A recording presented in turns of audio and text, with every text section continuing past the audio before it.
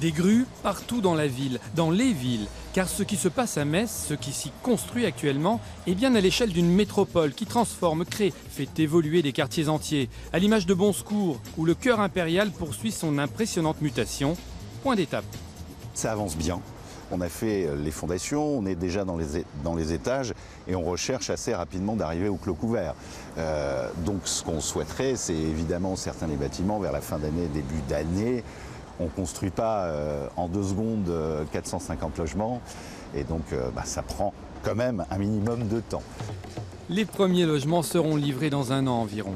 À quelques encablures, le boulevard Saint-Symphorien à Longeville-les-Metz. Derrière ces barrières, un autre chantier va démarrer dans quelques semaines.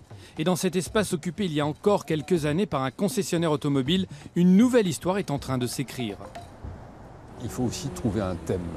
Et ce thème, ce sont 5 immeubles, précisément organisés autour d'un parc intérieur qui servira de lieu aussi, non seulement de promenade, mais même d'apaisement.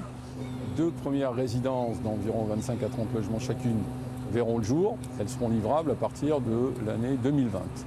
S'en suivront également dans la suite et la continuité 3 nouvelles résidences de la même taille. Un peu plus loin, la ZAC de l'amphithéâtre. Après Muse, après le centre de congrès Robert Schuman et en attendant la maison de la métropole, le quartier continue sa mue avec la construction de nouveaux logements, de bureaux, d'un hôtel haut de gamme et même d'un cinéma multiplex. D'autres projets encore, avec des quartiers qui naissent, se transforment comme les coteaux de la Seille ou le Sansonnet. Et puis sur la ZAC de Mercy qui abrite le CHR, les grues annoncent l'arrivée de nouvelles entreprises, d'un data center ou encore d'une antenne de la Direction européenne de la qualité du médicament. C'est une ZAC qui a été créée en 2010 sur un ancien site militaire. C'est une ZAC qui est quand même assez attractive et qui se développe plutôt bien. Donc là on arrive à peu près à 90% de la première phase de la ZAC. Il y a une deuxième phase qui est prévue et qui se fera sans doute début 2019 ou 2020.